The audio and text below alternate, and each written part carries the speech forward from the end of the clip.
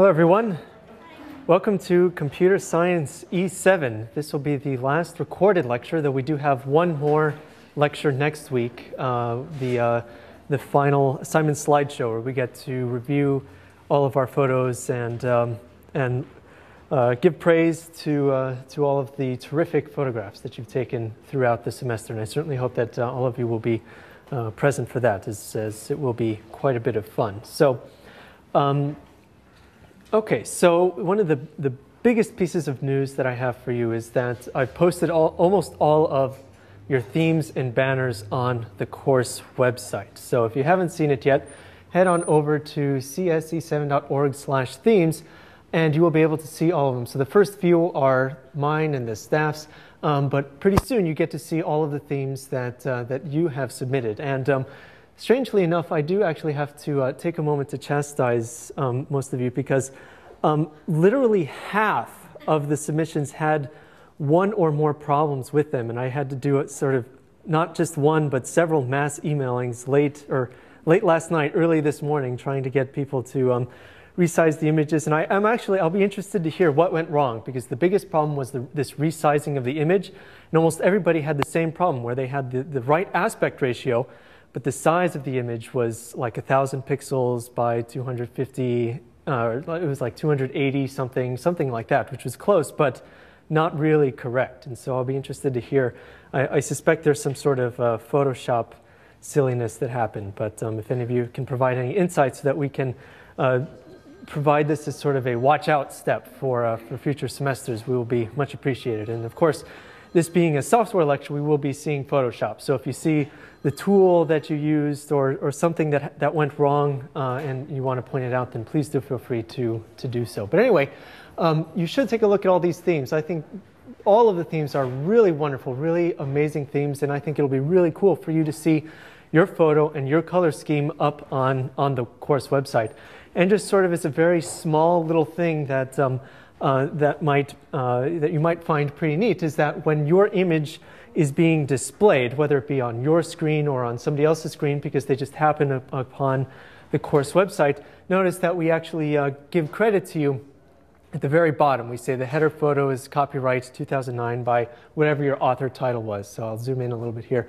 So all of this information that I had you submit to us, like your author and description and all of these things, it's not just useless and silly. It actually does serve a useful purpose. And so congratulations on all of these wonderful submissions, and I hope that you'll take a moment to look through them.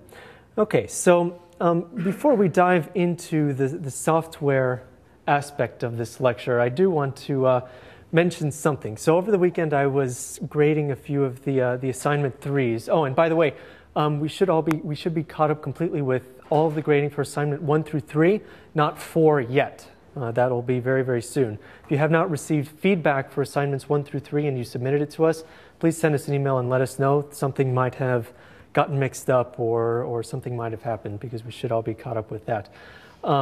But while grading the assignment 3s, of course, it's very difficult to just sit down and do this one right after the other, so I had to procrastinate for a bit.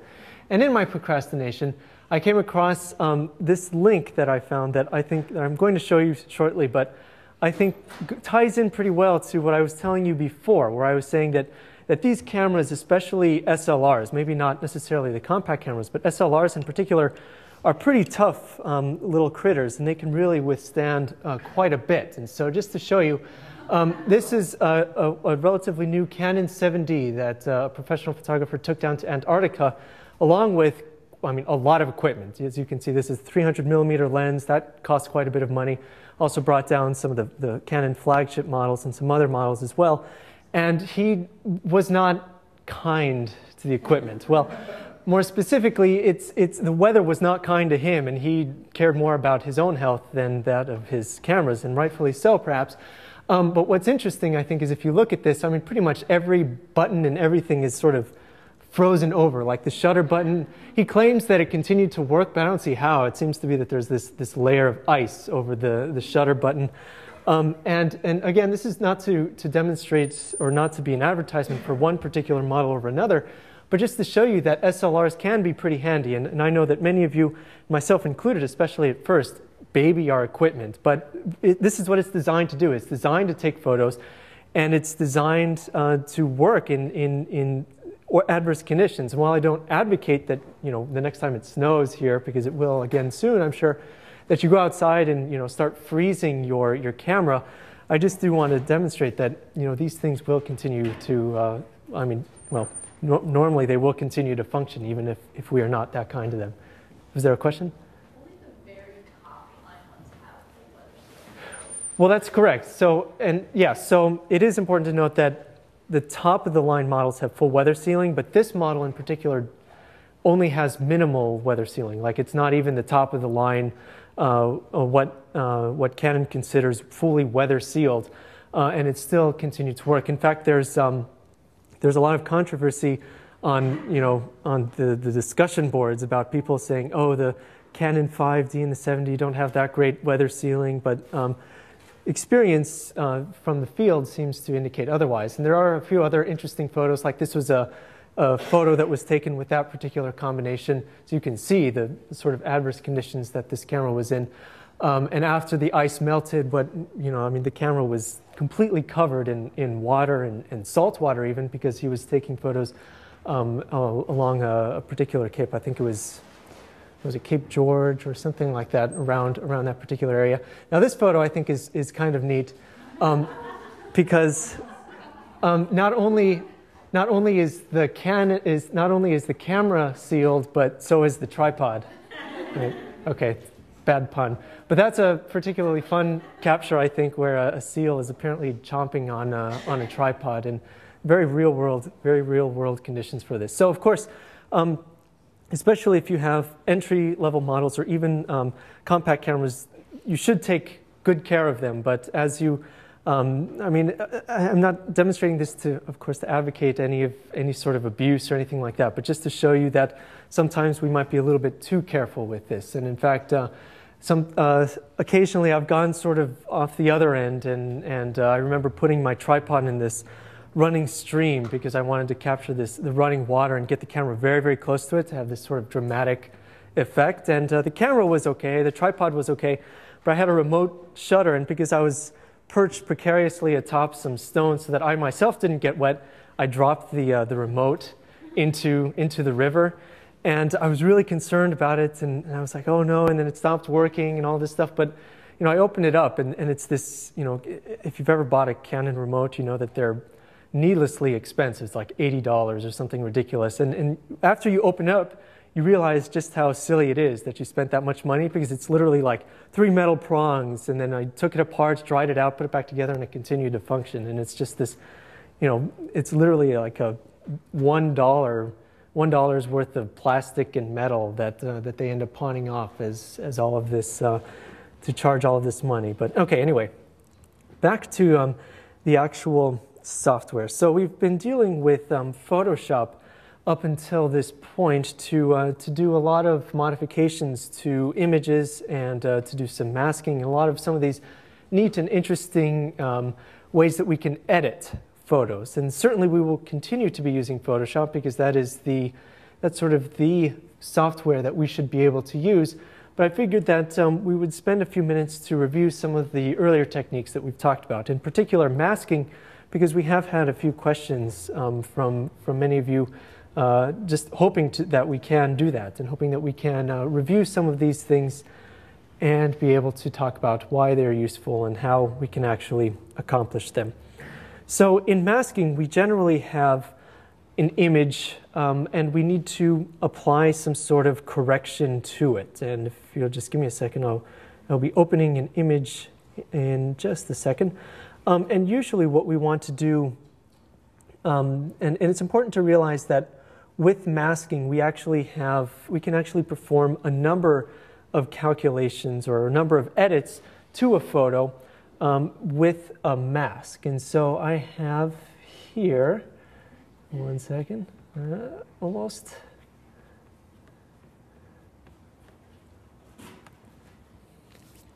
All right, so I have here just a sample image where we might want to be able to mask a particular aspect of it. And so Masking is a way that we can, it provides a couple of advantages to us. First of all, it will allow us to selectively perform edits to an image non-destructively.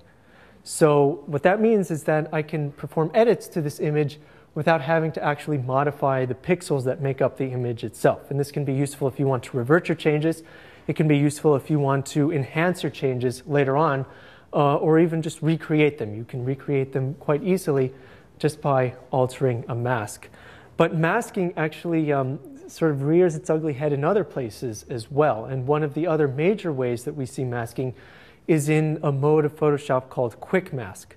Now, in Photoshop, one of the things that we tend to do kind of frequently is select particular regions of an image. So like this, in this case, I've just selected using the rectangular marquee tool, just an area within this image. And I might copy this image, I might use it as a way of cropping out the regions outside of this selection, a variety of things. You can really do a lot of things with this. Now, what Quick Mask allows us to do is to make more refined changes to the selection through this masking idea.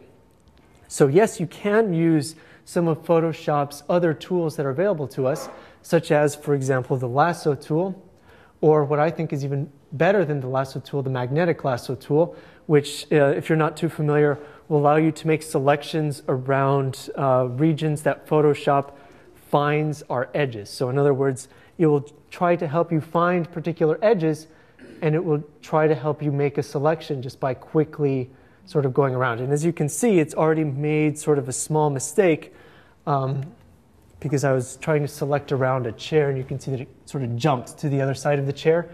And this is sort of what happens with the magnetic lasso tool. It's not perfect, and yeah, you could go back and frustratingly try to get every pixel as accurate as possible. But instead, what I recommend is to use these sort of crude selection tools as sort of a first pass. So you might use the magnetic lasso tool to just get a rough outline of the selection that you want to make the first time. So in this case, I'll just try to quickly go around this particular chair. And now, for those of you that have tried to make complex selections with a mouse, you probably know how frustrating it can be because you might not have the dexterity, especially on a laptop trackpad or even with a desktop computer mouse, to track at the pixel level around a particular object, even if you zoom in very, very far. And you can try to have some technology, or you can have some technology that will make it a little bit easier on you, such as through one of those tablets that you can have connected to your computer, and it's literally like you have a pen connected to it. But luckily, unless you are always using Photoshop, that's not really an expense that you have to go through necessarily. So first pass, make your crude selection using one of those tools, like using the magnetic lasso tool, or of course using one of the rectangular marquees. And one of the things that you should keep in mind are the modifier keys, so-called modifier keys of Photoshop. So the Shift key, the Alt key, and on Mac, the Command key will alter the behavior of all of these tools. So just as an example, if I were to create a new marquee right now, a new selection, you'll notice that it gets rid of my old selection. And this may not be what I want. I may want to add on to my previous selection. So by holding down a modifier key, you'll notice, let's see if I can zoom in, zoom in, zoom in, zoom in. Now if I hold down the Shift key, a modifier key, you'll notice that it changes to a crosshair with a plus sign right next to it. That indicates to me that I can add more onto my selection by using this particular modifier. So just by adding more to this selection, it will combine the two rather than having to select each individually. You can actually try to, the Shift key. So the same key that you use to get capital letters. And then alternatively, the Alt key will do sort of the opposite. Let me zoom in a little bit. Oops. If I hold down the Alt key, you see that now that plus sign turns to a minus. Let me try to go over a region with more contrast. You can see that minus sign, and it will now do the opposite. It will subtract from a particular selection. Now this is pretty useful, but I still think that despite these modifier keys, that using these tools is crude and is not the best way of getting really refined selections out of what you want. You can use some of Photoshop's other tools. Under the Select menu, for example, which is off screen, there are some options called Feather and Modify, which will try to make the edges of your selection softer. But still, I think it's just not that accurate. It's not, you don't get to see the feather actually working. So instead, what I recommend, this is a big build-up towards advocating the use of what's called Quick Mask. Now, Quick Mask can be slightly confusing because once you get into that mode, it sort of changes the colors. It changes the appearance of the image itself. And if you forget to leave Quick Mask mode, you will get some strange behavior, such as, for example, if I make another selection and then copy this, I'm actually copying a mask. I'm not copying the image itself. So you get a weird combination of white pixels or black pixels or something in between, and it's not what you would expect at all. So you should be sure to do pretty much any operation except modifying the Quick Mask. You'll want to just be in the normal mode. Okay, so how do we enter Quick Mask? Well, there's a very big button that's provided to us that allows us to enter this mode. You can click it at the very bottom of the Tools menu, or the Tools bar, rather. And you will be able to enter into this mode. Notice that you see some red highlight and then just some transparent highlight that indicates to us what is currently selected. What doesn't have, whatever is transparent, whatever is not highlighted in red, is what is currently selected. So you can think of it as being able to see clearly your selection. Okay? So another way, and what I think is even faster than using this, than clicking on this button, is using one of the shortcut keys. So every time you hover your mouse over one of these tools, you were told some particular key that you can hit to be able to access that tool quickly. So for example, over this path selection tool, I can just hit the letter A on my keyboard and be able to select it. So for the Quick Mask, I just hit Q. So the Q button will revert back and forth from Quick Mask. Okay, so once in Quick Mask, now I can use this as a mask to modify and make changes to my selection. And this is nice because you can use better tools, I think, to be able to modify this particular selection. So as you know, the two most common tools that we'll typically use in a mask are the brush and the eraser tool, because you will be able to basically paintbrush the mask or erase the mask respectively. It's important also to note that you should probably keep these colors as black and white. I think, let's see, I don't know, I didn't have it. Let's see if I exit Quick Mask mode. Oh yeah, so when you enter Quick Mask mode, it goes by default to black and white. But this is generally when you are using masking, you will want to use these two colors in your color selection. Now, by clicking on the brush tool at near the top, you'll notice that again, we can see that we can quickly select it using the B key, B as in boy on the keyboard. Now I can just paint particular regions that I want to either selectively mask or unmask. So as you can see, I'm now just adding more, or rather I'm subtracting from this selection. Now, one of the other things that I want to point out, and one of the primary reasons why I think that this is a better method than using these crude selection tools, is that is the interface between the areas that are not masked and the areas that are masked. So if you take a look, you see that this paintbrush tool that I just used creates sort of a soft interface between the two areas. So this means that my selection will reflect that. It will actually copy an area that has a very soft edge versus one of these tools that I used previously, which has a very harsh edge where you can actually see the individual pixels that make up that selection. And generally, this is what you want if you're trying to paste a complex shape from one photograph to another. So if I were actually trying to make a selection out of this seat, and I wanted to paste it into another photograph, you usually don't want a very harsh edge, otherwise your paste job will be very apparent. So by having a very soft edge, it makes it a little bit smoother. And you might still have other problems like the color doesn't look right from this image to whatever I pasted it on top of, and some other things, perspective changes, size errors, etc. But at least you can correct one of these problems pretty easily. And this is, for all intents and purposes, a mask. I mean, this allows us to make a selection using a mask. And you'll notice additionally that if at the very top of the window it says that I'm in quick mask mode. So pay attention to that as well, because it will help you determine if you are in some particular mode that you may not want to be. So now that I've exited the quick mask mode, you'll notice that the selection tries to approximate what modifications I had made, though this is somewhat inaccurate because this implies that this edge here is very harsh. It's a very rigid edge, though if I were to copy this, so I'll copy it and create a new document and paste it in here, we should see that we have the difference that I was describing before. We have this area with its very soft edges, and then we have this area over here that we created with the crude selection tools that have very harsh, rigid edges.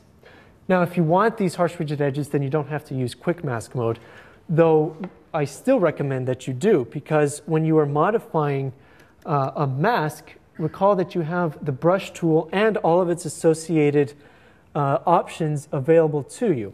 So at the very top of your screen, and what you didn't see until now because it was off screen, is this options bar that allows you to make modifications to whatever tool it is that you have selected.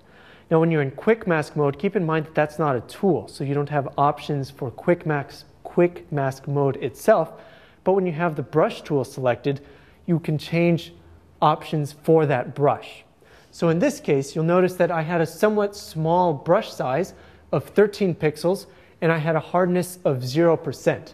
The hardness indicating just how soft the outside edges are. You can see that these are somewhat, well, this is a 35 pixel, very soft brush, and this is a 19 pixel, very hard brush. You see the difference is that the edges are much harsher in the hard brush, and you can vary the hardness from 0 all the way to some relatively high number, 100%, or even something in between, depending on your particular application. So when you're performing a mask and you want to, especially with a quick mask, and you want to very quickly make a very refined selection in an image, just as a quick review, I recommend that you use some of these more crude tools that are available in the upper left of your toolbar, the rectangular marquee, the magnetic lasso tool, some of these other ones. Just make a rough outline of your selection, hit Q to go into quick mask mode, and modify the quick mask with the brush tool and the eraser tool to get it to be exactly the way you want. Then after you exit quick mask mode, keep in mind you have to exit it again, otherwise you won't actually have made your selection. You can copy this selection or do whatever it is you want to do with that particular thing. Now, a lot of these ideas also transfer over to some of these other masking techniques as well. Did you have a question? I do, because the reason I haven't been using quick mask mode is I don't understand at what point it actually makes a mask. I mean, I haven't seen it make a mask yet. Is there some other key that you have to hit to say, okay, this is what I wanted to make my mask now? So quick mask mode doesn't, the name mask doesn't necessarily imply that you're going to be creating a mask in the sense of a layer, of creating a new mask for a new layer or for an existing layer. What it does indicate is that you are modifying a selection with a mask.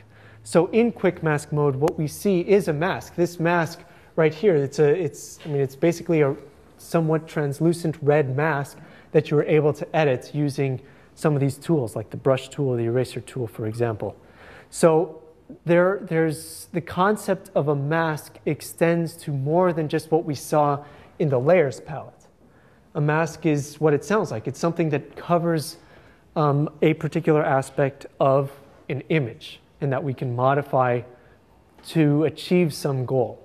And in this case, the goal of the quick mask is to alter or to create a selection in the image. I still don't see how you're doing anything other than just selecting a part of the image. I'm not doing anything other than selecting a part of the image. So, okay, I'm still not seeing the point, which, like I said, is why I haven't been using this, because I really don't see the wanted to change the color of just that particular selection. So if you want, what this tool is intended to do? right, so the modifications that we saw before, where we created an adjustment layer to adjust the contrast, to adjust the saturation of the colors, or just to perform some sort of modification to the image as a whole, or even to a portion of the image, that's a separate thing. Usually we would do this if we wanted to just make a selection of an object. And this may not be useful if you are only going to be modifying images as they are, without moving pixels from one image to another. But where this might be useful is if you want to make a composite of images. So let's say you have an object in image A. Let's say you take the time to photograph just the lens, for example, and then you have an image B of just some guy like pretending to hold a lens, for example, and you need to create a composite of those two images. You can use Quick Mask to make a refined selection of the lens in image A, for example, copy those pixels that you've selected, go into image B, paste those pixels that you've just copied, and then you'll be able to make whatever modifications from there. So it's important to note that we are still dealing with the mask, but the intention is different than from an adjustment layer or from dealing with the layers as a whole. And with that said, though, we can use this as a way to create additional layers as well. Because one of the things that you don't see that's off, all right, let me change the display settings here so that you can see all of these things that I keep referring to off screen rather than me having to refer to them and not being able to show you. All right, so back here in Photoshop, if I've created a selection as I have here, what I can do from the layer menu is be able to create a new layer based on, say, the selection that I've made. So you'll notice that up here it says I can create a new layer. All right, so under Layer, New Layer, via Copy. So this implies that whatever I have selected is going to be pasted into a new layer for me automatically. So this does extend beyond even this idea of using it for composite images where you have two or more images that you want to somehow merge. But you can also use it as a way to make sort of more complex modifications to the same image. So now you see that I have two layers. The bottom layer is the original image that I had. The top layer, layer 1, is just the selection that I had made before. And now I can make any sort of modifications to this layer that I want and still retain the layer underneath. I'll show an example of why we might want to do this in a little bit. But does that address your concern? Yeah. I still don't see any advantage over just using a regular ordinary layer, because that allows you to do more things, and I'm also not really seeing how this is particularly quicker, but maybe I will. So in Photoshop, there's a million ways to do the same thing. And if you're more comfortable doing this via some other method, then by all means, feel free. I'm showing this to you not as the sort of end-all be-all of making a selection, but as one way that you will be able to do it. And also to be able to demonstrate one method of masking techniques. So the whole point of this is the overarching theme of masking, more so than just the specific Quick Mask tool, even though I do think it is useful in some situations. If you don't find it useful, then certainly you don't have to use it. I'm not trying to force this. And I'm not going to get into a religious argument. No, of course. It's better to do this. No religious arguments necessary. Yeah, I was just saying that I really honestly don't. No, it's a fair question, but it's a fair question to ask why this tool is useful. The reason I'm stumbling is because, yes, there are other ways of accomplishing the same thing. You might, again, just to reiterate, you might just find one way faster than the other, or easier. So if something makes it faster or easier for you to accomplish something, then that would generally be the way, I guess, you would go. So certainly, of course, I'm not saying that you don't have to ask these sorts of questions. I certainly welcome them. Okay. Now back on track. Let's see.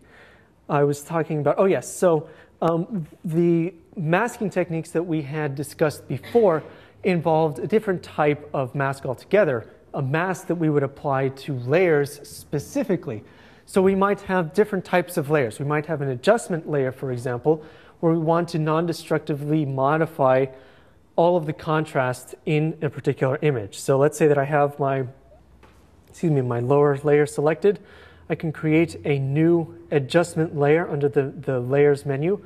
And if I wanted to change its contrast, let's see, I think I did contrast last time. So let me do something different just to show you a different tool like curves. Create a new adjustment layer. You'll notice that in the lower right-hand corner, so I haven't deleted yet that layer that I made via copy from that quick mask that I made. I'm just leaving it there temporarily. But the new one that's important is this new curves adjustment layer. And you'll notice that chained to the adjustment, so this is the adjustment, and chained to it is a mask that allows us to modify specific regions of this image with the adjustments that we make. So let's say that I want to make this even contrastier than it is right now, so I can just do some simple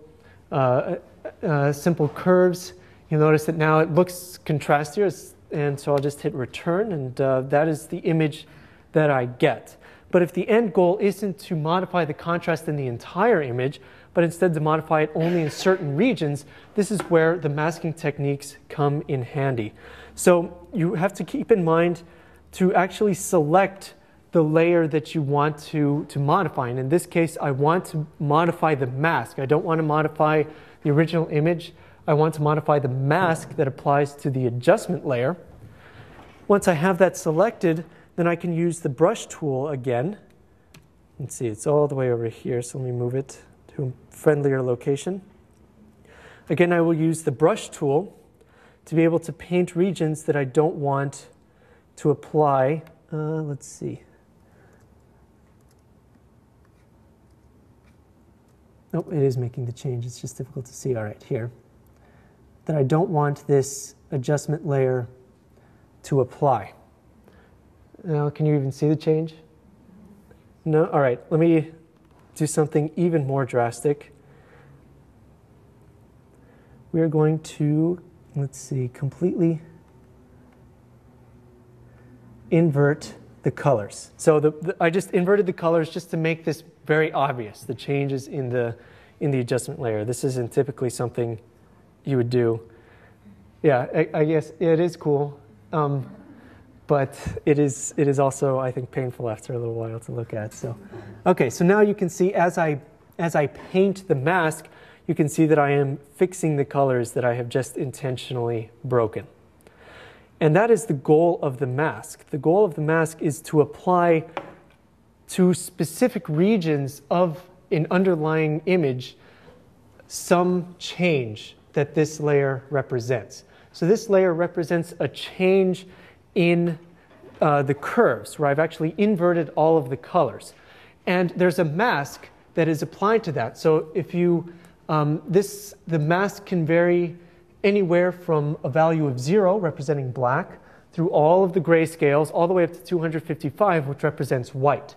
And everywhere the mask is white, that means that this layer is being applied, and that is what you will see being modified to the layer underneath. So all of the regions that are black means that the underside, the under layer, will show through that specific layer. So we can see, if we just go back to this original layer, we can see that all the regions that are black, we will see the original layer underneath shining through. So all the regions that are white will then have that adjustment performed on it. Now, it is sometimes useful to be able to modify the mask itself. Holding down that modifier key, Alt, that Alt key, and then clicking on the mask will allow you to not only select the mask, but also see just the mask. And this will let you fix maybe little errors that you have in your mask to be able to make sure it is absolutely perfect as you want it to be. There, perfection. Okay, now if you recall, I was showing you some of these options that exist for the brush tool. If you're making large modifications to a mask, I generally recommend the following. So first, I think you should go with a relatively large diameter. Nothing obscene, but maybe 100 pixels is a good size to start out with. And then also start with a relatively high hardness, because then you will make very concrete changes to the mask that you will see very, very noticeably and very visibly. And then you can just make your modifications to whatever large area, just do a crude outline of the large area that you want to modify. Then let's say there's finer detail that you have to be able to modify. That is when you start decreasing the diameter and decreasing the hardness. Then you will be able to get a softer edge along the outside of this image. All right, so that's not obvious enough. I'll go all the way down to 0.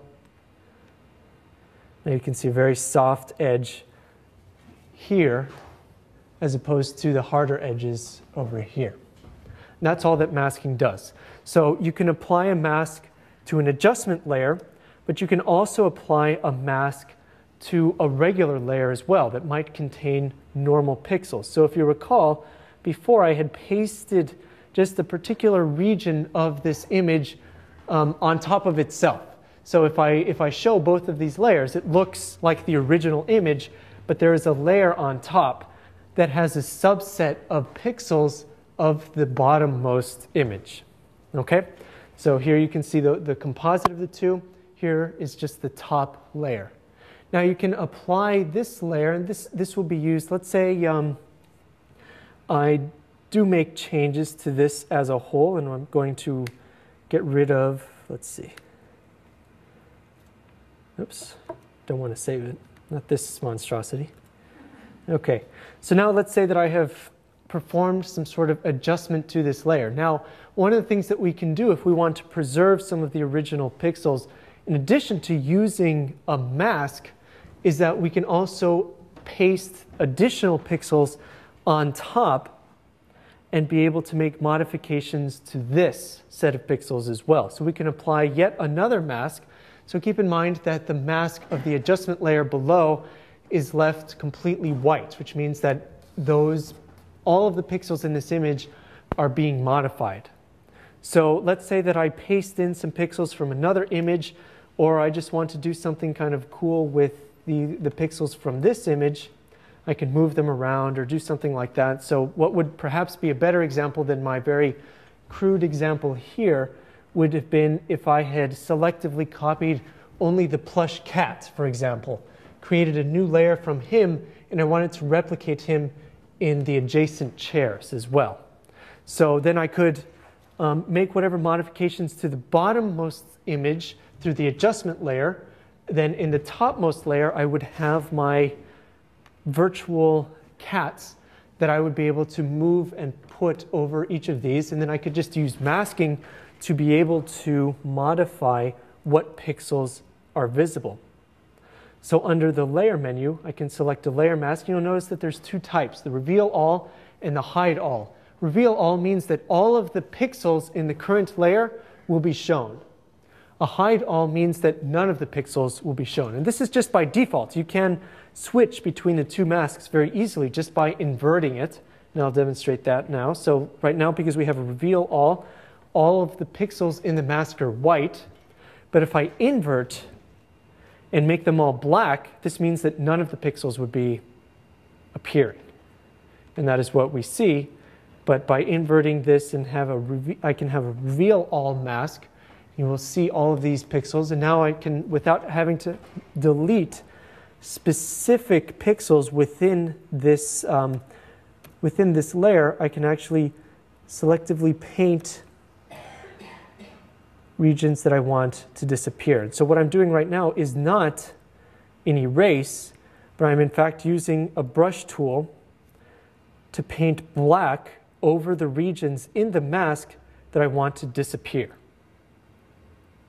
Okay, so the mask technology is the same across all of these techniques. Whether we apply it to a layer that contains pixels, whether we apply it to an adjustment layer, or whether we're dealing with the quick mask mode, it all is the same sort of thing. We have a mask that tells us that something is going to be shown or selected, and then something else is not going to be. And it allows us to define very carefully what those areas are. Yes? Could you just show, just using, to pull all of this together, how you would, say, get rid of the cat and have exactly the same background of the chair still be there? Okay, so if you want to see just the cat and you want to essentially remove him from the photo. So let's say this cat is an angry ex-boyfriend that you want to remove from your life. We could use masking techniques, but there's a lot of, again, it's Photoshop, there's a million ways we could accomplish this same thing. There's two major ways I think that you would probably accomplish this. There's probably others as well, but the two major ways that I'm aware of is using a tool that's specifically for this purpose called a clone stamp tool. So you'll notice that underneath the brush, I have this tool called Clone Stamp. Oops. All right, so can you see it here? I don't want, oh, stupid mouse.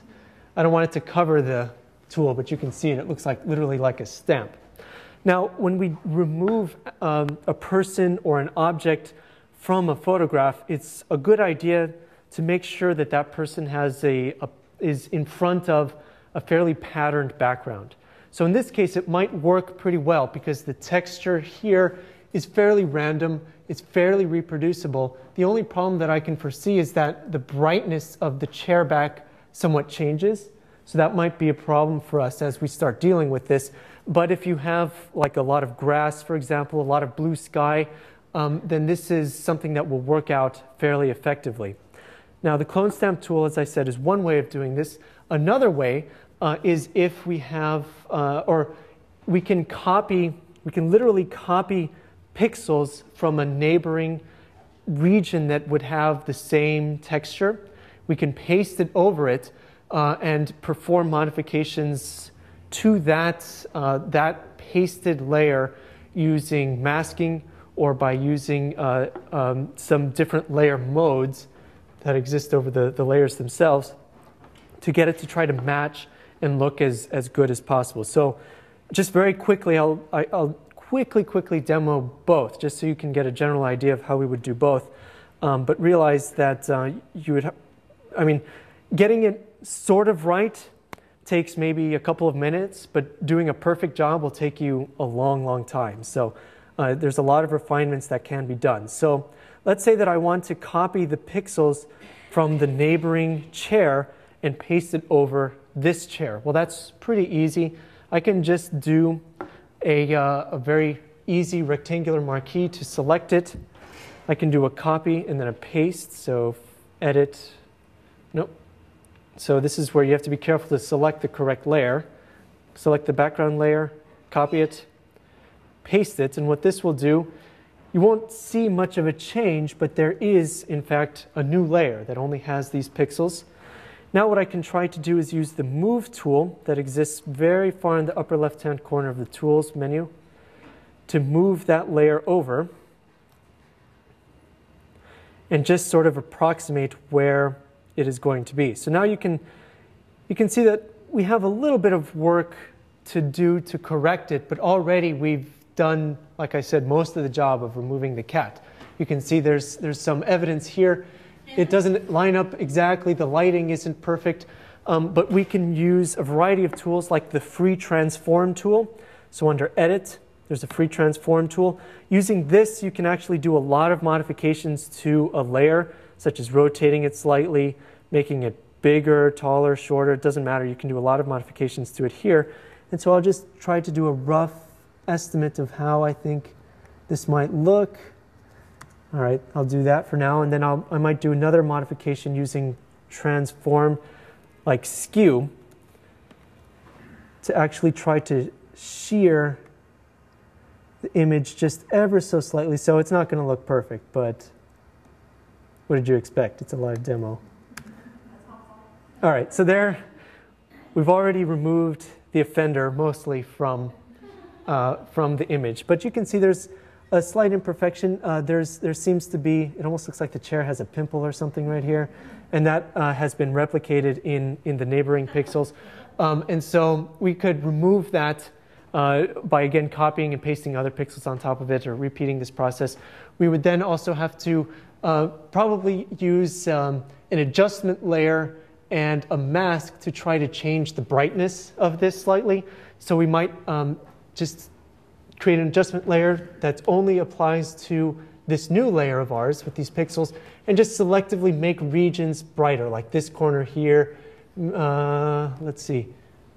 Yeah, probably just, I mean, this is the major part, this corner here and this corner over here. Just get it to match a little bit more. Then we will have a pretty good approximation of this.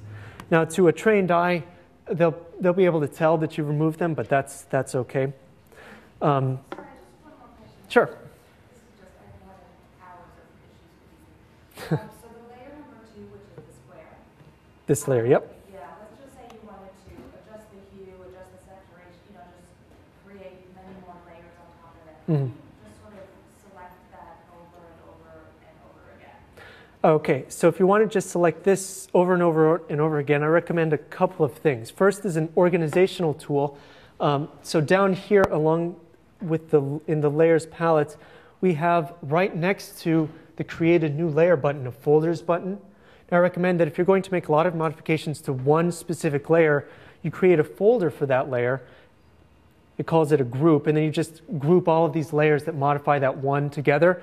It'll just make it a lot easier for you if you have lots of these smaller layers that have adjustments applied to them. You can then collapse the group and do a variety of organizational things. Now, this doesn't affect the behavior of any of this stuff. It just affects the organization.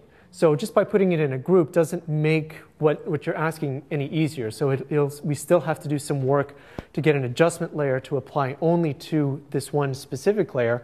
But one of the easiest ways that we can do that is to right-click it. And you'll notice that one of the options that we have is select pixels. And what this does for us automatically is selects the pixels that exist in that layer as a whole. So right now I have mostly rectangular. I've done some skews to it so you can see that it's not perfectly rectangular shaped.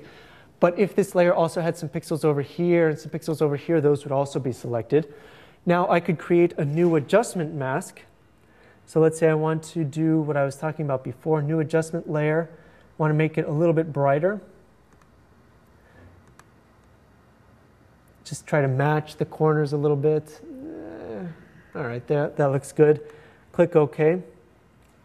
Now you'll notice that automatically what it has done is select only that region that I had selected before. So now this mask is causing this adjustment layer to only apply to that layer that I had selected. What's bad about this method is that if you move the pixels here in this layer 2, let's say I move it over here, it doesn't actually change the mask as well. So I should probably make this a little bit more obvious. So here you can see the mask. I would also have to move the pixels in the mask as well. Or I could do the same thing, select these pixels, go back to this mask and just recreate the mask with only those selected pixels. Okay? So be careful with that. Okay, so just very, very quickly, the other method that you can use to remove backgrounds, remove people, is this, this clone tool. So I will selectively unhide that group. Now this clone stamp tool does, it does a similar thing in that it copies pixels from one region of a photo to another region, but it does it a bit differently, allows you a more careful selection of the pixels that are copied. So this tool is a two-step process. First, you have to tell Photoshop where to get the pixels from. Then you have to tell Photoshop where to put these pixels as the final result. So the first step, you hold down that Alt key and you notice that the mouse will change to like a cursor style, or crosshair style cursor. When you hold down the Alt key, you click on a region of the image that you're going to copy from. So right now I just approximated kind of the center of this chair, and then now I will be able to click and copy. So all I'm doing is just holding down my mouse button and dragging along this general area. And you'll notice that on the right side, there's a crosshair that indicates where the pixels are coming from. And then on the left side is a brush telling me where I'm putting those pixels. Now, this is all well and good, except the problem is that if you are doing this very close to some break in the texture, so let's say down here where the seat has become green, and I'm like, oh, this is going to be perfect, it's actually going to copy that region as well. So you have to be careful to pick a region where it will be able to get all of the pixels that it needs. So being able to pick a portion and then matching it in terms of its height or its geometry is very, very important for the clone stamp tool. And then this way, arguably, I get a faster or a better result more quickly. The problem with the clone stamp tool is that it is a destructive edit. I have actually modified the pixels in this lowest layer. So now the only way I can get them back is just to do an undo. The fix to this would be to just duplicate this layer and then perform that modification, then I would maintain the original, but that's sort of a hack. It's not the best way to do it. So the clone stamp tool, I mean, it's nice because it's arguably faster, but it's not nice because it's a destructive edit. Okay, any questions so far? Yes?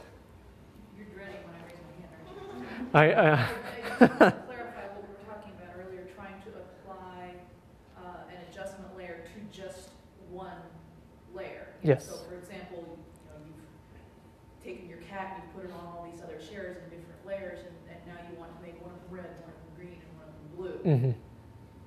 Grouping in a folder like that does not actually mean that all of the layers within that folder only apply to the main layer in that folder or anything useful like that. It's just an organizational tool. That's correct. So organizing these layers into folders, it doesn't imply any relationship between the layers other than whatever abstract relationship you are applying by name only. So by applying these, by putting these two layers together into this group, I'm just saying for my own purposes that these two layers belong together. But I'm not telling Photoshop any sort of relationship between the pixels of the two layers, between the mask of one layer, between the pixels of the other. There's no sort of functional relationship other than this organization, though arguably one of the most useful aspects of this is that you can click on the eyeball to show or hide the entire group, which can be useful if you want to do it that way. But otherwise, I mean, there might be a way, but there's none that I know of to be able to link these together through a group. I believe you can link layers together using some sort of a link mechanism. Looks like there is a link that I found. It does, like when you grab one with the move tool and move it, all of the layers will move with it, so you won't end up with your mask someplace completely other than where you just moved the image to. Right. So I know how to do that, but the only way that I've found to make one cat red, one cat blue, is to actually change the image itself, the hue and saturation of the image itself, instead of doing it in an effects layer, which would of course be the preferable way to do it because it's not destructive. But I haven't discovered how you apply an adjustment layer to only one layer, if you see what I'm saying. Right. So yes. So the effects portion of a layer, that's something different. That doesn't actually. I mean, it's what it sounds like. Let's see. It allows us to apply effects to it, and it's not always the most useful thing unless we want something like a glow or a shadow or something like that. That's not actually. So. Photoshop calls things similar things. So Yeah, I know. That's not the one that I meant. I mean, Okay. I would actually, select the image in the layer and actually go up to the image menu at the top and go to hue and saturation, and I would be able to change the color of the cat in that layer that way. Right. I'm just saying I don't know. Right. Yeah. So you can. So this is what I was. Yes. So this is what I was talking about before. So if you want to apply an adjustment only to a specific layer, non-destructively. So destructively, you can do it by selecting a layer and then just performing whatever modifications you want through the image adjustments menu. However, you can non-destructively modify that layer as well through the use of masks. And so Photoshop luckily will make this somewhat easy for us if we select the pixels that we want masked.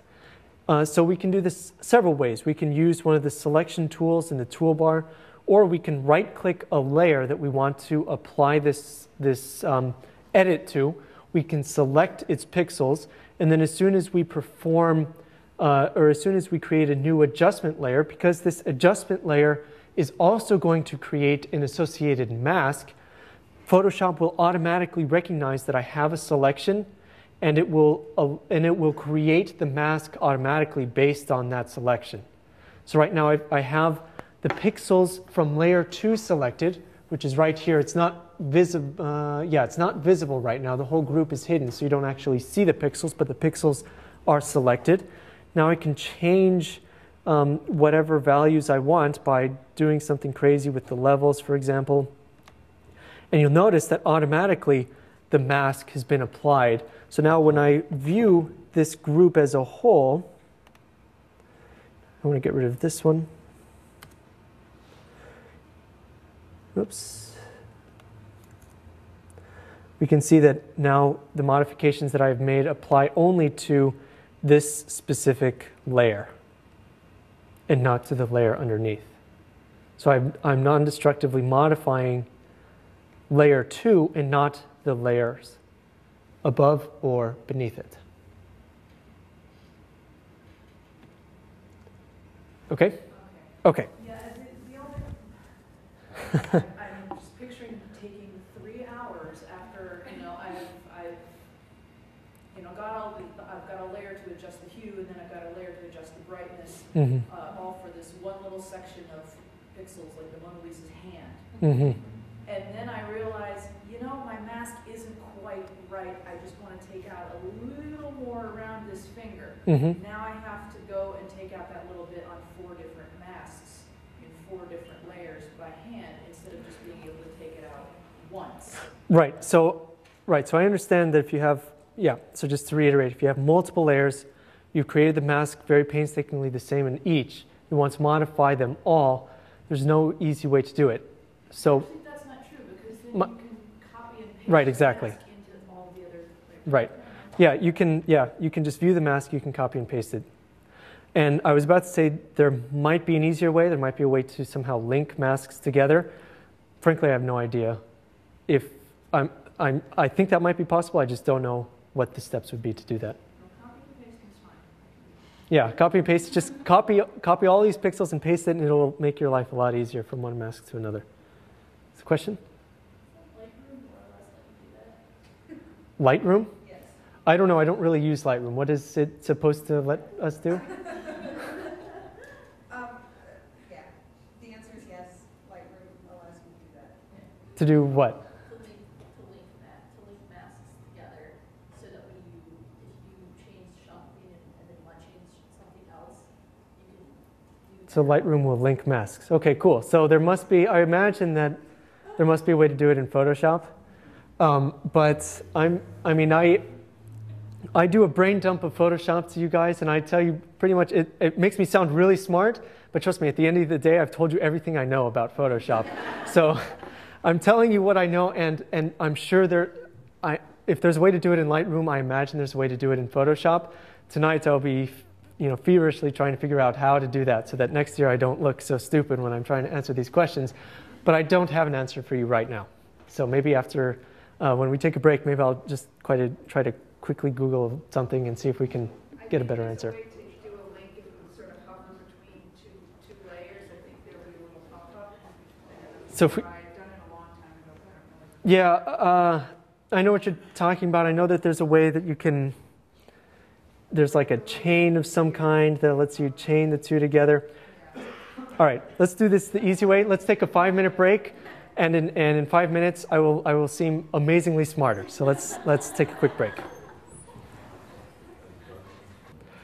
Okay, hello everyone. Welcome back. So if you are watching the video, be sure to fast forward to now, because now I will be looking lots. Okay, I have 2 great methods that I just taught myself be able to achieve what you want. So what I mentioned before about how groups are primarily for organization was apparently a bit of a white lie. We can actually modify pixels of the entire group as a whole. And I have to say that the way that these two methods that I'm about to show you are shamefully simple. I mean, I should have looked this up a long time ago, but I frankly I felt like it was too much bother to just go searching for how to accomplish this, and I just copy and pasted masks from one layer to another. Guess what I will not be doing from now on? Okay, so I have a group, and within this group I have a hue and saturation layer, a levels layer, and that set of pixels that I had created before. So I just copied a rectangular box of pixels, pasted them into a layer, and I put them all into a group. And so if I just show this group, you can see not only the set of pixels here, but also those adjustment layers that are working their magic on my photo, making it look tremendously better. Now here is the part where things get ridiculously simple. So once you have a group, you can add a mask to that group. So there's a button here right next to this button. This button with a square and a little circle inside of it is Add a Layer Mask.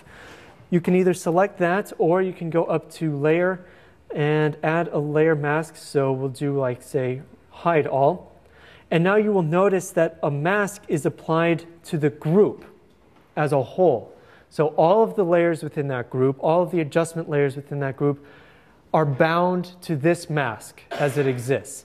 So I can now modify this mask by selecting the pixels from this layer, going up here, deleting those pixels, and now I can see all of those layers, the adjustment layers and the raw pixels themselves, are impacted by this one mask. Okay, so this is an easy way of being able to link a mask to one group, and then that mask will be applied to all of the layers held within that group. So now if you have number of adjustment layers, you can modify, or you can add more adjustment layers, and you will only have to modify one mask for each of those. Now there's a different way that we can do this as well. Let's say that, and I'll create a new selection here. So I'll just select this bit here, and I will create a new layer via copy. Let's see. Okay, yeah, so now I create a mask on this layer. So new layer, new layer mask, and I will do a reveal all. And again, I will just do that same trick that I did before, where I selected the pixels, and I will actually, let's see. All right, so now I have the one layer that only has this set of pixels that are shown based on a layer mask. Now what I can do is apply layers on top of it, and if we create, so I'll just create as an example a new adjustment layer where I do something crazy to the color balance just to demonstrate. All right, so that looks, all right, that looks pretty crazy. Now you'll notice that I have done what we've seen up until now. I just have a typical adjustment layer with a mask that I can modify. But if I change this layer to something called a clipping layer, so if I click on Create a Clipping Mask, this basically does the inverse of what we've seen before. So notice that now this adjustment layer has an arrow that points down to the layer underneath it. And what this says is that this layer will only be applicable to all of the visible pixels in the layer below it. So now I've applied a mask to this layer, and this clipping layer only applies to those pixels that are within this layer that's right here. Okay, so I think using this group method is a little bit more intuitive, but this is a different way of achieving a pretty similar thing. Okay? Great, now no more hard questions because there's no more breaks. So, no, but that was very good. Thanks for bringing that up. Now we all know how to be able to do this. Okay, any other questions on masking and layers? I do want to move on. We do have other things to talk about today. Okay. Now, if I can just remember what those other things are. Okay, so one of the aspects of digital photography that has been really big as of late is this modification of images into something called high dynamic range. And many of you are probably familiar with high dynamic range images, but they can be used to really create some really neat looking images. So this image, for example, it looks almost cartoon-like, but it is actually an image that has been so heavily modified with this high dynamic range technique that actually makes all of the colors look fake, look false. And I don't remember all of the details behind this image, but there are apparently, I think, literally dozens of images that are basically copied or pasted on top of one another to be able to create this composite image with all of the variants in colors and really cartoonish looking colors that exist here. And in fact, some of the regions I think look particularly cartoonish, such as this area down here, but the clouds, for example, look, I think, the most photographic-like, which sort of indicates, or at least sort of hints to the power behind high dynamic range. And at least in this case, it also hints at the original source material that created this final image. Now, that doesn't mean that high dynamic range images can always go well. And I feel kind of bad picking on this one image because it is from a photographer who apparently is also from El Paso. And my girlfriend stumbled upon this and sent it to me, and she's like, OMG, look, it's so good. And I looked at it and I'm like, why? And there's a couple of things about this image that really bother me. So first of all, there's a blatant moon right here that is sort of silly. But the biggest problem is that there's huge areas of overexposure that have no details. But this is the important part. That part is okay. But what's important is that this violates something called tonal hierarchy. Because this area is the sky, it should be brighter than the sand below it, but it's not. It is darker. If you notice, it appears darker than the sand.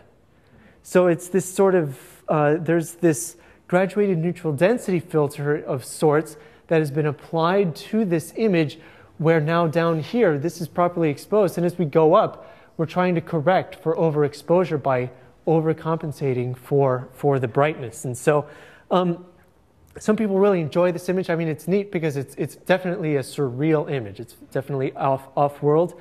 But I think that fixing some of these problems we'd be able to make this image even more successful. We would be able to maybe recover some of the details that were lost in these highlights, for example. And I think violating this tonal hierarchy is a risk that comes when we're trying to do some high dynamic range photos. And so in this case, this isn't necessarily a high dynamic range photo, but it illustrates this idea of tonal hierarchy, where there are pixels that we expect to be brighter, and they should be brighter than pixels that are elsewhere within the scene.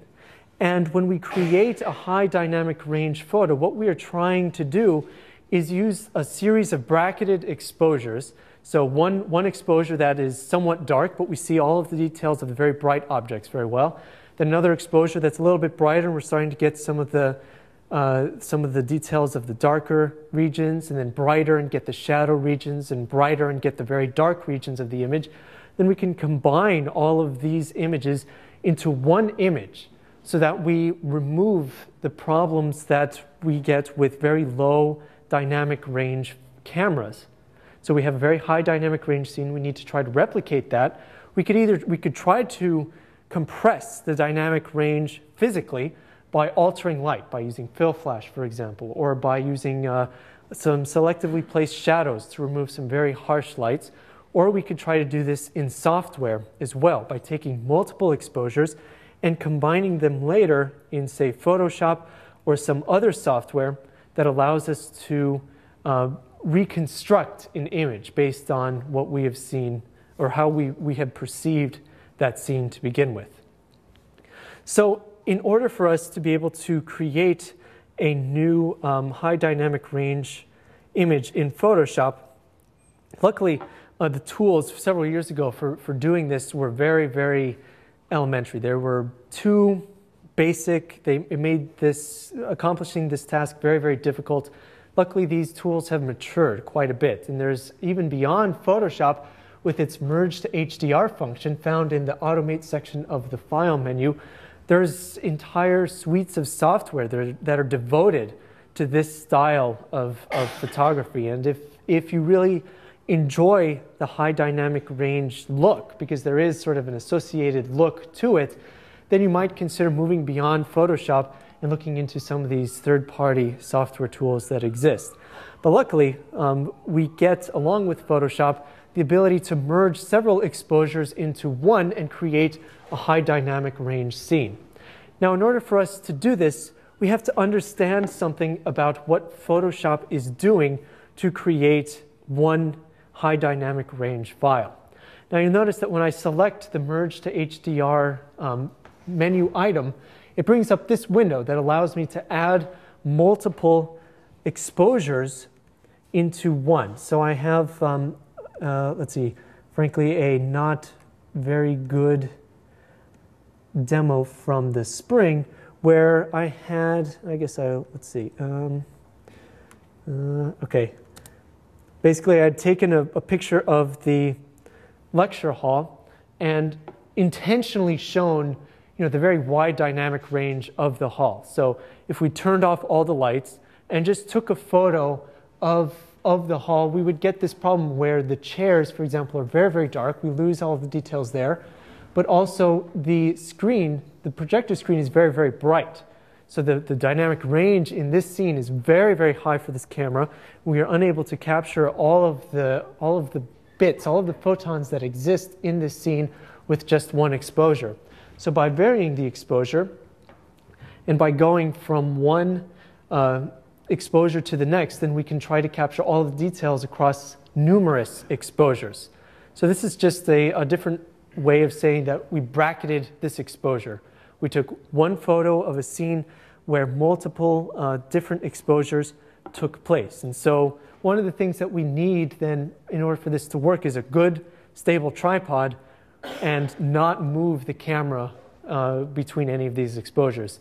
Anything that interferes within the scene, so let's say somebody walked in the scene, let's say that the image in the projector had changed, this would destroy the work that we're trying to do. So this is a very specific solution to achieving a goal, but it is a solution that has become very, very popular online, and that is why we are talking about it today.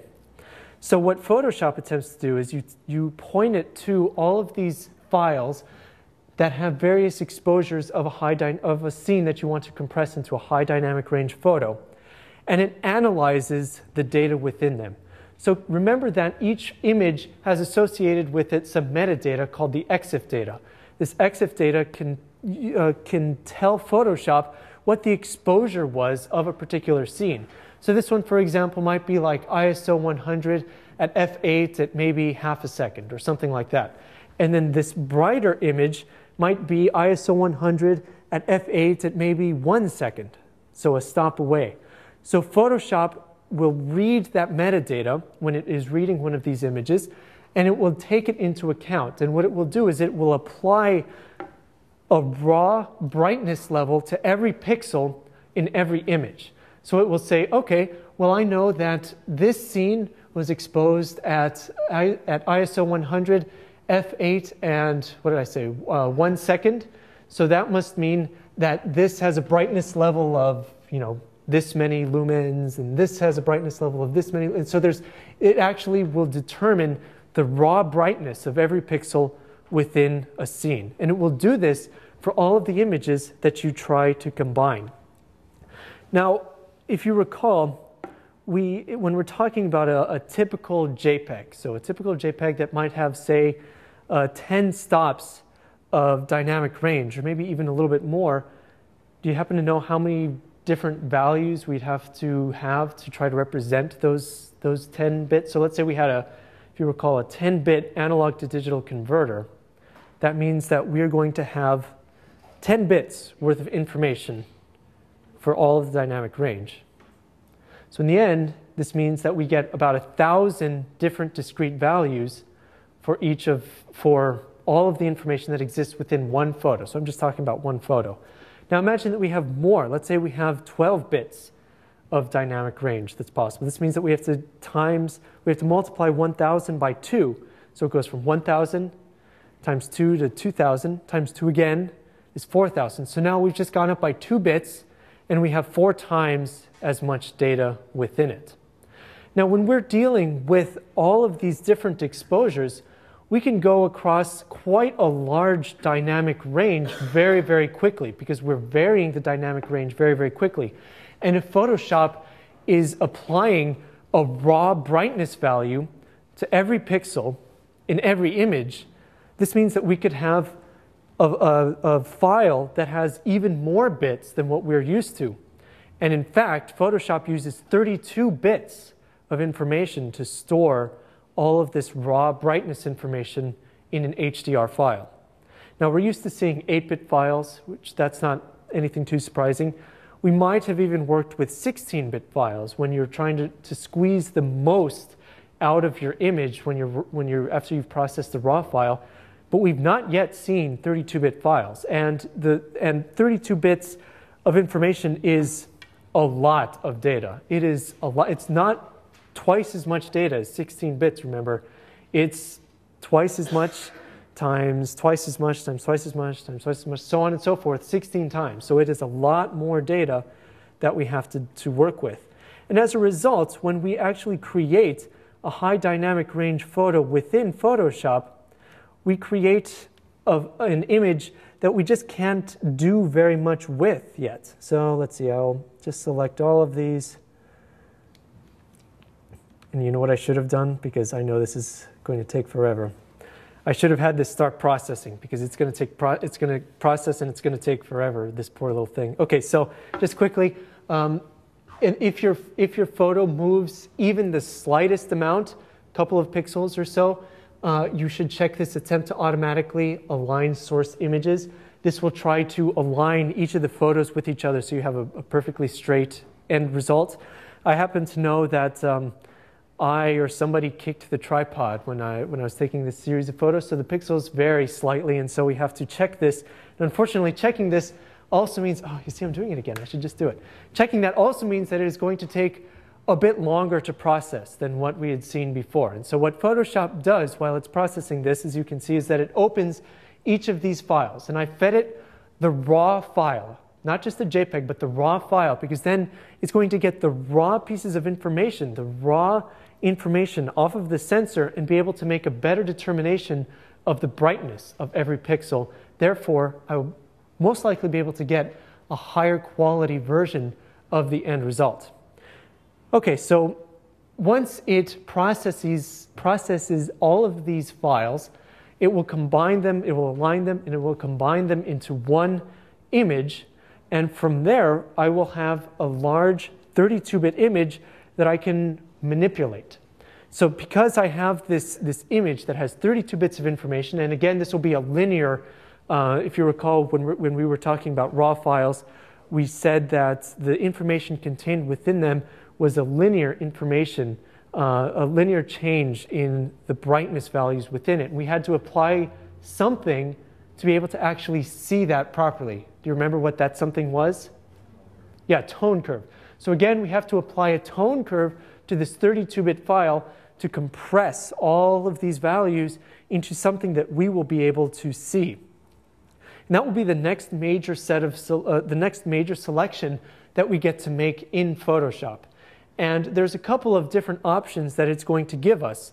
But the most important one is something called local adaptation. And that is the one that we as photographers will most likely want to use. There's some other ones that also allow us to define okay, here we go. So we're aligning selected layers based on content.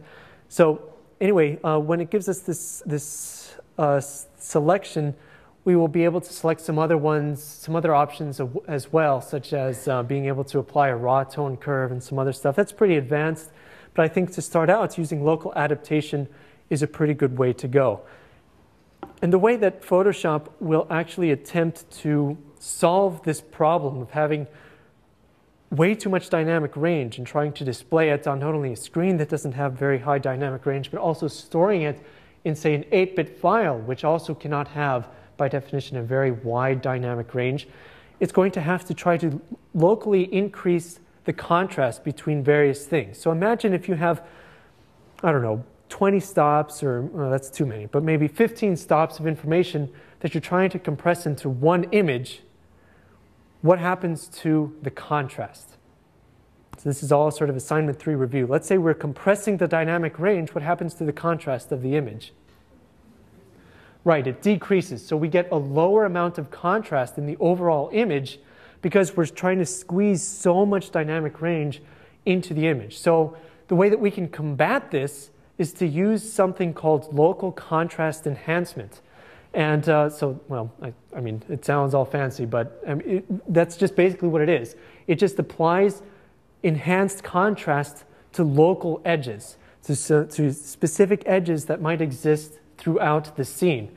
And to our eyes, because we see contrast, our eyes are actually contrast detectors. We detect contrast in edges, and that's how we have visual acuity for a great many things. And by applying this contrast enhancement to edges only, not just to the thing is not to the image as a whole, because then we wouldn't have enough dynamic range to actually call it a high dynamic range photo. But if we are able to apply an enhanced amount of contrast to just the edges, our eyes will be fooled into thinking that we have a much greater, not only dynamic range, but a much higher contrast as well. And this is the reason, oh, come on. And this is the reason that that these high dynamic range images can look so strange or look so fake, is when people overdo this local contrast enhancement, they can really enhance the colors more than how we would perceive the scene, and this could be a bad thing. Okay, I'm running out of stuff to say here, so this thing better hurry up. Let's see. Well, how was your weekend? I have a quick question. Oh, good. Yes.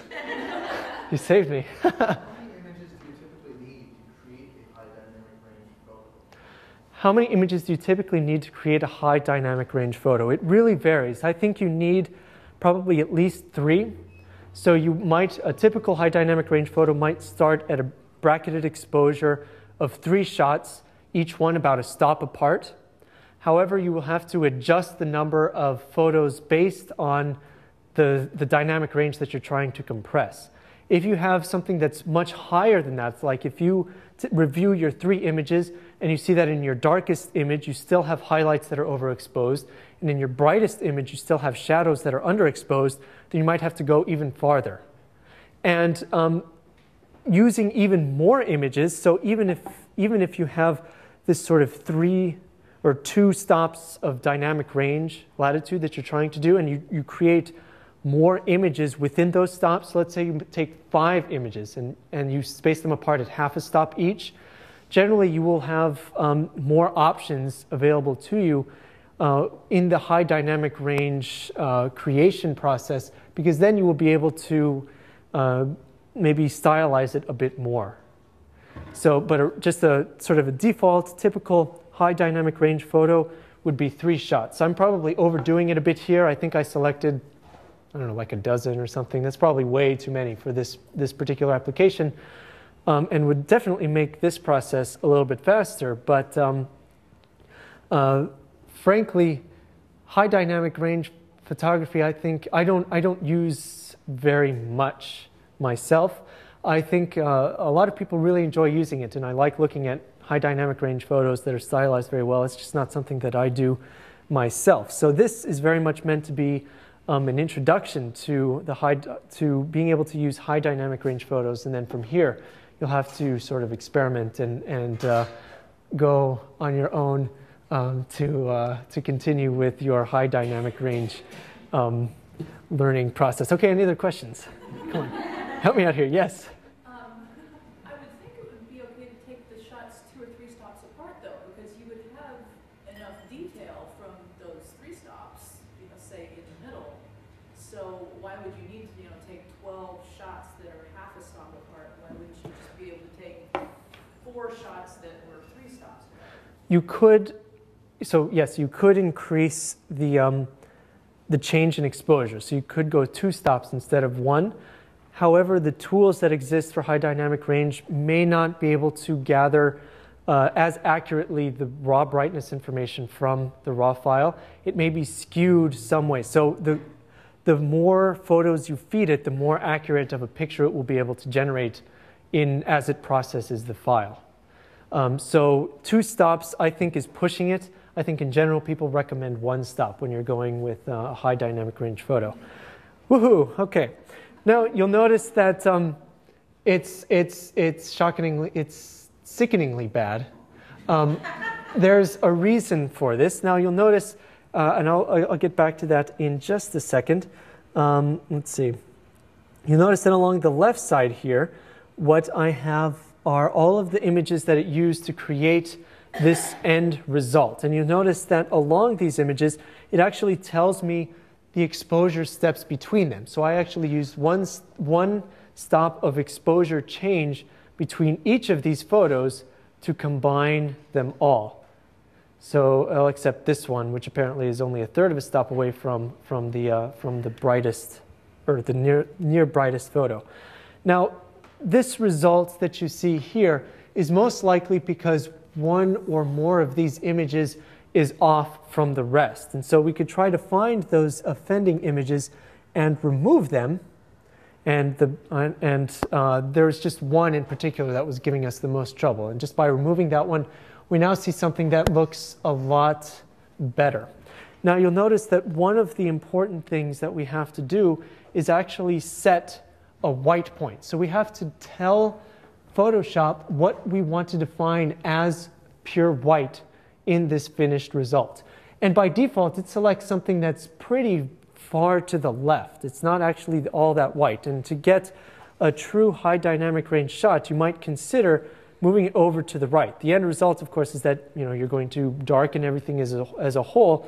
So you want to just select something that might look kind of reasonable. So it does look a little bit dark on the display or on the projector, but on screen it looks just fine. So the bit depth, you'll also notice, this is what I was talking about before, where we have a bit depth of 32 bits per channel. This is a lot more than what we had seen before. All right, so response curve, let's see, I'll just leave this stuff the same.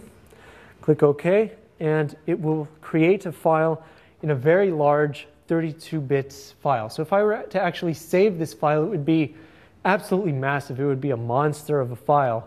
And generally what you want to do is convert it down from 32 bits down to something less, like 16 or even 8 bits, before you can manipulate it. And in fact, you'll notice that once we have a 32-bit file in Photoshop, there's not a lot of manipulation that we can do anyway. It will be very, very basic. I think the only thing we will be able to do is modifying its exposure. Okay, so here you'll notice along the top of the window, it says RGB/32, indicating to me that this is a 32-bit file. You'll also notice that there's sort of a ghost image here. That's because, like I said before, I bumped the tripod, and so this wasn't perfect. This is what will happen if you don't use a tripod when trying to create your high dynamic range photo. And if we just take a look through some of the menus, you'll notice that there's not a lot that I can do. I can adjust some stuff, like the exposure and maybe the saturation and some other stuff, but a lot of these tools are just grayed out. There's just not a lot I can do. So generally what you want to do is convert it down to an 8-bit file, and this is where that method that I was telling you about will come into play, and it is from here that you will generally select where that high dynamic range conversion will take place. So for just starting out, I recommend local adaptation. And you'll notice that it processes just in a preview something that definitely looks compressed. We can see immediately a lot more information than what we saw before. And just to show you again, this is without that local adaptation. This is with the local adaptation. So just as a reminder, this is compressing all of that dynamic range into the limited window that we have for JPEG files. And then it's increasing the contrast locally within edges, for example, to be able to make it look like there still is some contrast available to us. Now, you can actually modify a tone curve and histogram here as you see fit. Maybe you want to make it a little bit contrastier. Obviously, then you lose some of the dynamic range if you modify this too much. We will just select the defaults and click OK, and after a little while, it will convert our 32-bit high dynamic range photo down to an 8-bit photo that we will be able to manipulate. And this is in stark contrast to the original exposures that you saw, where if we were able to view these seats, then the screen was completely blown out. There was no detail in it. We just lost all of the color information that was there. So by using high dynamic range, we can try to compress all of this information into one. But we still have to be careful. In this case, it looks like we're not really, well, there's not a lot of obvious, let's see, violations of the tonal hierarchy.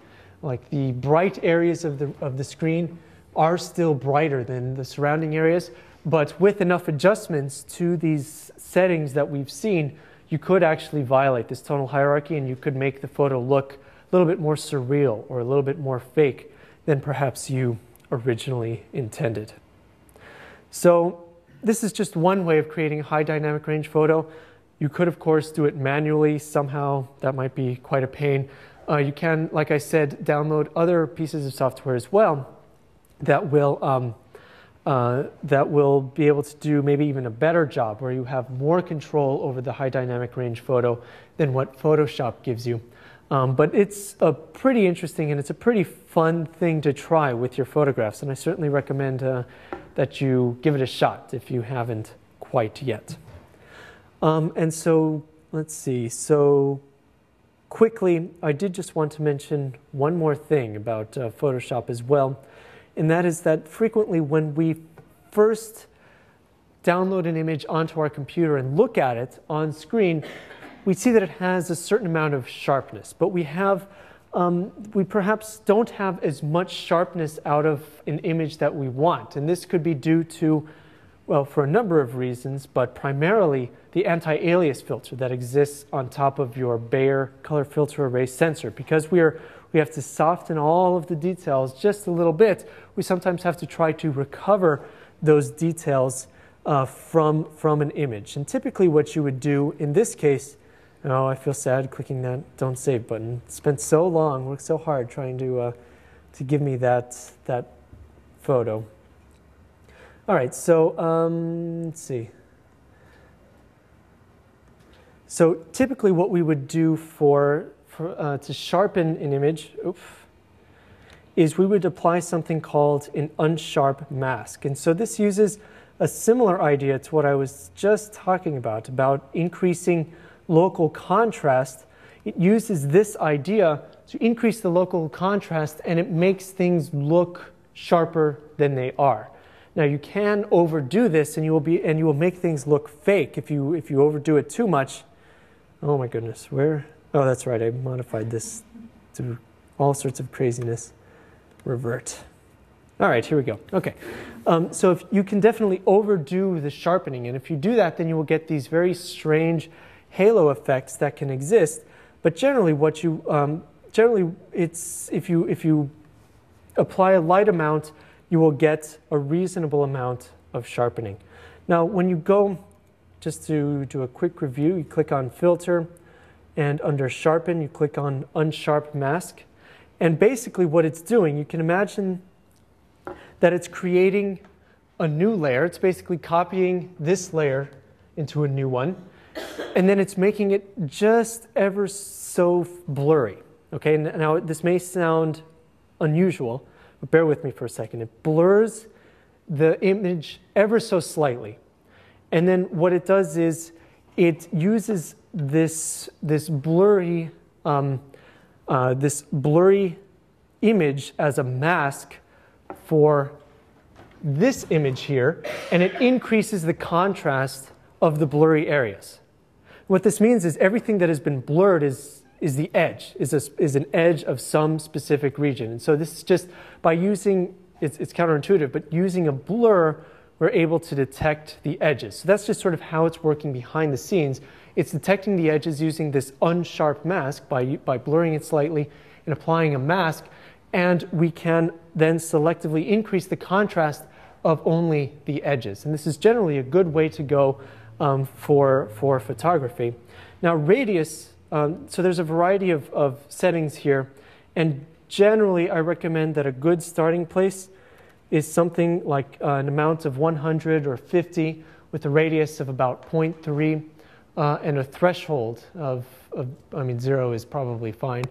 And what this means is the amount of sharpening, or the amount of contrast enhancement that's occurring. If it's too much, you will get these halos that I mentioned before. So now do you see how it looks unusual, looks strange? Because we're adding way too much contrast locally. And now this might even be a relatively good way of seeing what I mean by local contrast. You can see that it is finding edges and only increasing the contrast around those edges. Okay, so you start at about value of 100 or so, and the radius is how much it is actually blurring the original image.